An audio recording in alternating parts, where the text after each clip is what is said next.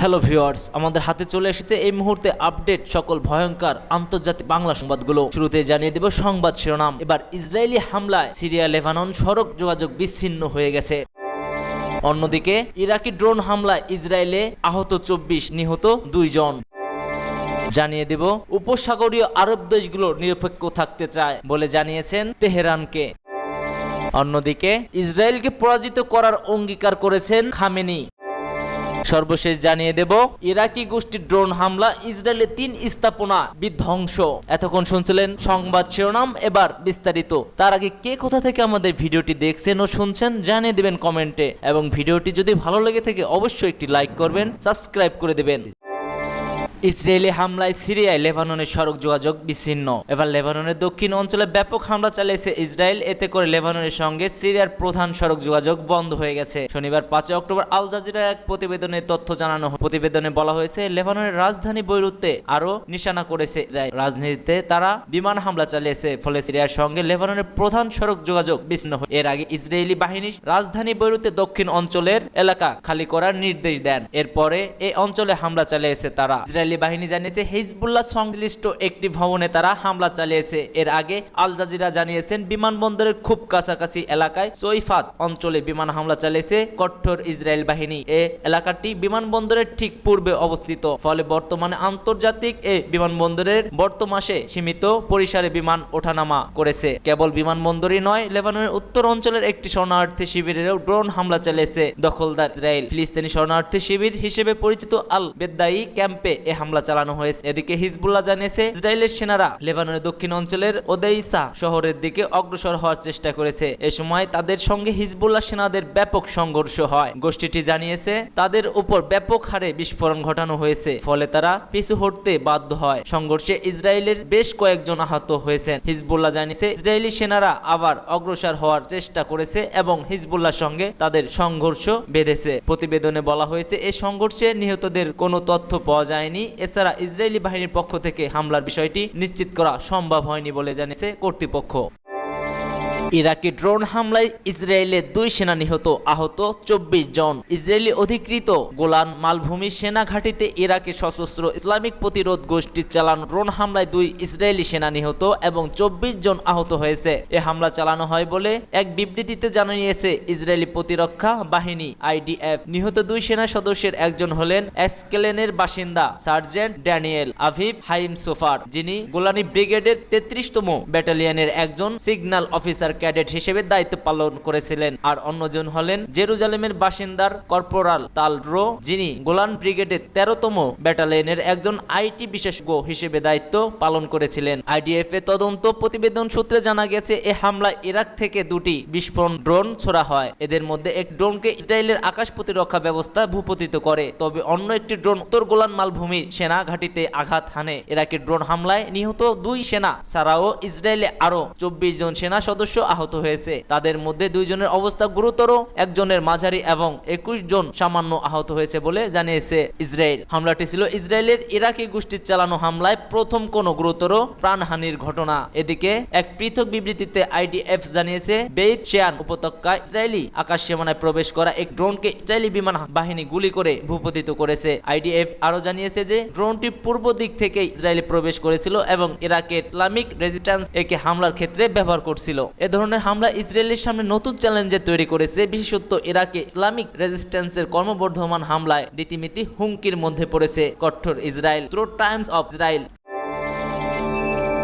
নিরপেক্ষ থাকতে চায় উপসাগরীয় আরব দেশগুলো। ইরান ও ইসরায়েলের মধ্যে চলমান সংঘাত নিয়ে উপসাগরীয় আরব দেশগুলো তেহরানকে তাদের নিরপেক্ষ অবস্থান সম্পর্কে আশ্বস্ত করার চেষ্টা করেছে। সংশ্লিষ্ট দুটি সূত্র এই দাবি করেছে। কাতারের রাজধানী দোহায় এই সপ্তাহে অনুষ্ঠিত একটি বৈঠকে এই আলোচনা হয়। মূলত সংঘাতে আরো বিস্তৃত হওয়ার আশঙ্কা, নিজেদের তেল স্থাপনা ঝুঁকিতে পড়তে পারে এমন উদ্বেগ থেকেই তারা এই পদক্ষেপ নিচ্ছে বলে বার্তা রয়টার্সকে জানিয়েছে সূত্র দুটো। গালফ কোঅপারেশন কাউন্সিলের সদস্য রাষ্ট্রীয় রাষ্ট্রগুলোর মন্ত্রী ও ইরানের প্রতিনিধিরা একটি বৈঠকে অংশ নিয়েছিলেন, যেখানে আলোচনার মূল বিষয় ছিল উত্তেজনা কমানোর উপায়। ইরান ইসরায়েলের বিরুদ্ধে তাদের ইতিহাসের বৃহত্তম হামলা চালানোর পর এই আলোচনার আরো গুরুতর বেড়ে যায়। ইসরায়েলি হামলার হামাস ও হিজবুল্লাহর শীর্ষ নেতাদের মৃত্যু এবং গাজা ও লেবাননে ইসরায়েলি অভিযানে প্রতিশোধ হিসেবে এই আক্রমণ চালানো হয় বলে জানিয়েছে তেহরান। ইরান জানিয়েছে তাদের হামলা আপাতত শেষ, তবে ইসরায়েলের পক্ষ থেকে আর কোনো প্রচার এবং প্রচনা এলে তারা আবারও আঘাত হানবে। এরই মধ্যে ইসরায়েল কঠোর প্রতিশোধ নেয়ার ঘোষণাও দিয়েছে। মার্কিন সংবাদ মাধ্যম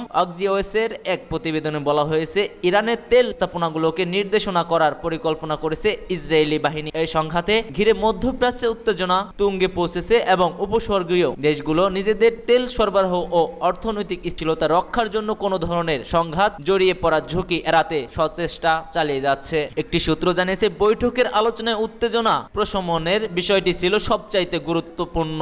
কাতার, ইরান, সৌদি আরব, কুয়েত ও অন্যান্য উপসাগরীয় দেশগুলো তাৎক্ষণিকভাবে এই বিষয়ে কোনো মন্তব্য করেনি। ইরান সরাসরি উপসাগরীয় তেল স্থাপনাগুলোতে হামলার হুমকি না দিলেও হুঁশিয়ারি দিয়েছে যে ইসরায়েলি সমর্থকরা যদি সংঘাতে সরাসরি জড়ায় তবে তাদের আঞ্চলিক স্বার্থগুলোকে নির্দেশনা করা হবে। বিশ্বের শীর্ষ তেল রপ্তানি কারক দেশ সৌদি আরব সাম্প্রতিক বছরগুলোতে ইরানের সঙ্গে রাজনৈতিক পূর্ণ মিলনের চেষ্টা করলেও এখনো সম্পূর্ণ স্বাভাবিক হয়নি। 2019 সালে ইরানের বিরুদ্ধে সৌদি আরবের অবকাঠামোকেই তেল শোধনাগারে হামলার অভিযোগ ছিল, যদিও তেহরান ওই অভিযোগ অস্বীকার করেছেন। ওই হামলাটি বৈশ্বিক তেলের সরবরাহের 5% সাময়িকভাবে বন্ধ করে দিয়েছিল। ইরানের প্রেসিডেন্ট মাসুদ পেজেশকিয়ান দোহায় অনুষ্ঠিত সম্মেলনে বক্তব্য রাখেন। তবে তিনি ইসরায়েলের যুদ্ধের উস্কানির বিরুদ্ধে নীরব থাকার বিষয়ে সতর্ক করেছেন। তিনি বলেন যে কোনো সামরিক আক্রমণ, সন্ত্রাসী কার্যক্রম বা আমাদের লাল রেখা অতিক্রম করলে ইরানের সশস্ত্র বাহিনীর কঠোর প্রতিক্রিয়া জানানো হবে। ইসরায়েলকে পরাজিত করার অঙ্গীকার খামেনির। ইসরায়েলের চলমান আগ্রাসনকে রুখতে মুসলিম বিশ্বে ঐক্যের ডাক দিলেন ইরানের সর্বোচ্চ নেতা আয়াতুল্লাহ আলী খামেনি। একই শত্রুদের বিরুদ্ধে লড়তেও আহ্বান জানান তিনি। তেহরানে ইমাম খামেনির গ্রাড মসজিদে জুম্মার নামাজের এসব কথা বলেন সর্বোচ্চ এ নেতা। তিনি বলেছেন, আমাদের শত্রুপক্ষ মুসলমানদের মধ্যে বিভেদ ছড়িয়ে দিতে বিভাজন ও ঘৃণার বীজ বপন করার নীতি অবলম্বন করে যাচ্ছে। একই পক্ষে আবার ফিলিস্তিনি, লেবানন, মিশরীয় এবং ইরাকিদের শত্রু, তারা ইয়েমেনি ও সিরিয়াদের শত্রু। আমাদের শত্রু একই। AFP, Al Jazeera. প্রায় 1 বছর ধরে গাজা, লেবানন, সিরিয়া ও ইরাকে হাজার হাজার মানুষ হত্যা এবং হামাস, হিজবুল্লাহ ও আইআরজিসির কমান্ডারদের হত্যার জবাবে ইসরায়েলে বড় আকারের ক্ষেপণাস্ত্র হামলা চালায় ইরান। ওই হামলার পর মধ্যপ্রাচ্য জুড়ে তুমুল উত্তেজনা বিরাজ করেছে। ইসরায়েলি যে কোনো সময় হামলা চালাতে পারে বলে আশঙ্কা করা হয়েছে। এমন পরিস্থিতিতে শুক্রবার জুম্মার নামাজের খুতবা দিলেন ইরানের সর্বোচ্চ নেতা খামেনি। খুতবায় আয়াতুল্লাহ আলী খামেনি হিজবুল্লাহর প্রধান নাসরুল্লাহর কথা স্মরণ করে তিনি বলেছেন, সাইয়েদ হাসান নাসরুল্লাহ আর আমাদের মধ্যে নেই, তবে তার আদর্শ ও তার দেখানো পথ আমাদের চিরকাল অনুপ্রেরণিত করে যাবে। তার শাহাদাত এই আন্দোলন আরো জোরদার হবে। নাসরুল্লাহ জীবন বৃত্তান্ত বৃথা যাবে না। আমাদের বিশ্বাসকে শক্তিশালী করে শত্রুর বিরুদ্ধে রুখে দাঁড়াতে হবে। তিনি আরো বলেন, নাসরুল্লাহর নেতৃত্বে হিজবুল্লাহ একটি শক্তিশালী সংগঠনে পরিণত হয়েছে। এরপর গত বছর 7 অক্টোবর ইসরায়েলি ফিলিস্তিনি স্বাধীনতাকামী গোষ্ঠী হামাসের অভিযানকেও সঠিক পদক্ষেপ বলে অভিভূত করেছেন খামেনি। সমর্থকদের উদ্দেশ্যে তিনি বলেন, লেবানিজ ও ফিলিস্তিনিরা দখলদারিত্বের বিরুদ্ধে লড়েছে, ফলে তাদের বিরুদ্ধে প্রতিবাদ করার অধিকার কোনো আন্তর্জাতিক আইনে নেই। তিনি বলেন, কোনো সন্দেহ নেই যে জয়ন্তবাদী ও আমেরিকানরা অনেক স্বপ্ন দেখছে, কিন্তু আমরা জয়ন্তবাদীদের শিকড় উপড়ে ফেলবো। অবশ্যই তাদের কোনো শিকড় নেই, এরা ভুয়া ও অস্থিতিশীল, শুধু মার্কিন সমর্থন নিয়েই টিকে আছে। এ খুতবায় খামেনিকে এক নজর দেখতে তেহরানে কয়েক হাজার মানুষ জড়ো হয়েছিলেন। মুসলমানদের কারো কারো হাতে হিজবুল্লাহ সবুজ ও হলুদ পতাকা ছিল, আবার কারো কারো হাতে ছিল ফিলিস্তিনের পতাকা। খামেনির আগে ইসরায়েলকে মোকাবেলায় মুসলমানদের মধ্যে ঐক্যের প্রয়োজনীয়তার উপর জোর দিয়েছে ইরানের প্রেসিডেন্ট মাসুদ পেজেশকিয়ান। সৌদি আরব সহ মুসলিম দেশগুলো তেহরান নিজেদের ভাই হিসেবে দেখে বলেও মন্তব্য করেছেন তিনি। কাতারের রাজধানী দোহায় সৌদি পররাষ্ট্রমন্ত্রী প্রিন্স ফয়সাল বিন ফারহান আল সৌদের সঙ্গে বৈঠককালে পেজেশকিয়ান এ মন্তব্য করেন। এ সময় তিনি বলেন, আমরা সৌদি আরব সহ ইসলামিক দেশগুলোকে আমাদের ভাই বলে মনে করি, তবে মধ্য পার্থক্য এক পাশে রেখে আমাদের একের অপরের সঙ্গে অভিন্নতা ও সমন্বয় বাড়ানো প্রয়োজন রয়েছে। আমরা বিশ্বাস করি যে বিশ্বজুড়ে ইসলাম প্রচারের কারণ ছিল মুসলমানদের মধ্যে বন্ধুত্ব ও ভ্রাতৃত্ব যোগে এক করে যাওয়া। এছাড়াও ইরানের প্রেসিডেন্ট তার বক্তব্যে গাজা উপত্যকা এবং লেবাননের তিক্ত ও দুর্ভাগ্যজনক ঘটনাগুলোর কথাও তুলে ধরেন, যা ইসরায়েলি আগ্রাসনের কারণে সৃষ্টি মুসলমান বিশ্বে অন্যতম গুরুত্বপূর্ণ সমস্যা বলে তিনি আখ্যায়িত করেছেন। এছাড়াও ইরানের প্রেসিডেন্ট তার বক্তব্যে গাজা উপত্যকা উপত্যকা এবং লেবাননের তিক্ত ও দুর্ভাগ্যজনক ঘটনা সবার সামনে পেশ করেছেন। পেজেশকিয়ান বলেন, যদি আজ ইহুদিবাদী শাসক গাজায় অপরাধ ও গণহত্যা করার সাহস করে থাকে তবে তা করতে পারছে ইসলামী দেশগুলোর বিভেদ ও উদাসীনতার কারণেই। তিনি আরো বলেন, আমরা যদি আগ্রাসনের মোকাবেলায় ঐক্যবদ্ধ না হই তবে আজ তা শুধু গাজা ও লেবাননের বিরুদ্ধে হলেও আগামীতে হবে অন্যান্য মুসলিম শহর ও দেশের বিরুদ্ধে।